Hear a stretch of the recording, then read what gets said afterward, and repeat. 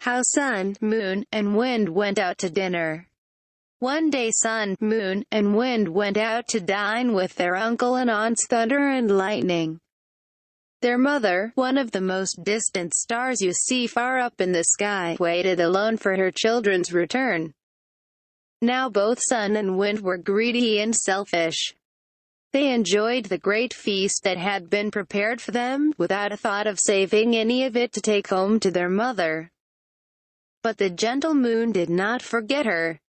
Of every dainty dish that was brought round, she placed a small portion under one of her beautiful long fingernails. That star might also have a share in the treat. On their return, their mother, who had kept watch for them all night long with her little bright eye, said, "Well, children, what have you brought home for me?" Then Sun, who was eldest, said, "I have brought nothing home for you. I went out to enjoy myself with my friends, not to fetch a dinner for my mother." And Wind said, "Neither have I brought anything home for you, mother. You could hardly expect me to bring a collection of good things for you, when I merely went out for my own pleasure."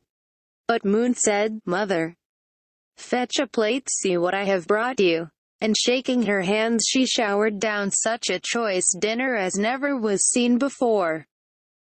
Then Star turned to Sun and spoke thus, "Because you went out to amuse yourself with your friends, and feasted and enjoyed yourself, without any thought of your mother at home, you shall be cursed. Henceforth, your race shall ever be hot and scorching, and shall burn all that they touch. And men shall hate you, and cover their heads when you appear. And that is why the sun is so hot to this day." Then she turned to Wind and said, "You also who forgot your mother in the midst of your selfish pleasures, hear your doom. You shall always blow in the hot dry weather, and shall parch and shrivel all living things. And men shall detest and avoid you from this very time. And that is why the wind in that weather is still so disagreeable."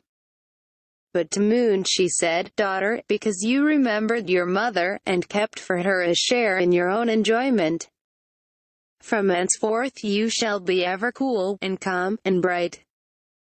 No noxious glare shall accompany your pure rays, and men shall always call you blessed."